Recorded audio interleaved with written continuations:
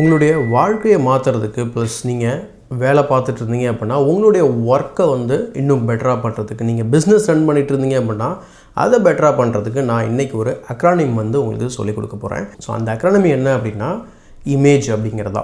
So I for innovation, M for mastery, A for authenticity and G for guts and E for ethics. So innovation அப்படின்னு சொன்னாக்கா நீங்கள் இருக்கிற இடத்துல நீங்கள் பிஸ்னஸாக இருந்தாலும் ஒர்க்காக இருந்தாலும் நீங்கள் புதுசாக ஏதாவது நீங்கள் ட்ரை பண்ணிக்கிட்டே இருக்கணும். நீங்கள் புதுசாக வந்து எதுவும் ட்ரை பண்ணாமல் நீங்கள் அரைச்சிட்டு இருந்தீங்க அப்படின்னா உங்களுக்கு இம்ப்ரூவ்மெண்ட் இருக்காது அப்படிங்கிறது தான். ஸோ M அப்படிங்கிறது மாஸ்ட்ரி. எந்த ஒரு துறையாக இருந்தாலும் நம்ம இமீடியட்டாக நம்ம வந்து ரிசல்ட்ஸ் வந்து கிடைக்காது. கிட்டத்தட்ட நீங்கள் ஒரு 10 வருஷம் நீங்கள் எஃபோர்ட் போட்டிங்க அப்படின்னா அந்த துறையோட டாப் லெவலில் நீங்கள் போகலாம் அப்படிங்கிறது. அதுக்கு அடுத்ததாக இருக்கக்கூடிய விஷயம் வந்து பார்த்திங்கனாக்கா அத்தென்டிசிட்டி.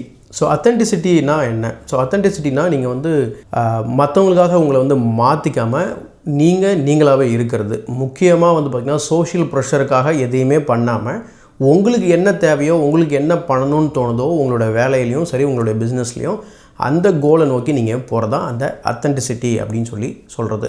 ஸோ நெக்ஸ்ட்டு வந்து பார்த்திங்கனாக்கா கட்ஸு. நான் சொல்லியிருந்தேன் இனோவேஷன் அப்படின்னு சொல்லிட்டு இனோவேஷன் அப்படின்னா புதுசாக பண்ணுறது. ஆனால் இப்போ இருக்கக்கூடிய காலகட்டத்தில் நிறைய விஷயம் ஏற்கனவே பண்ணிட்டாங்க. நான் இன்னும் என்ன புதுசாக பண்ணுறதுக்கு ஒன்றுமே இல்லை அப்படின்னு நினச்சிங்கன்னா உங்களால் பண்ணவே முடியாது. அதை முதல்ல பண்ணுறதுக்கு நமக்கு தைரியம் வேணும். அதை தான் வந்து கட்ஸ் அப்படின்னு சொல்கிறாங்க. And finally ethics.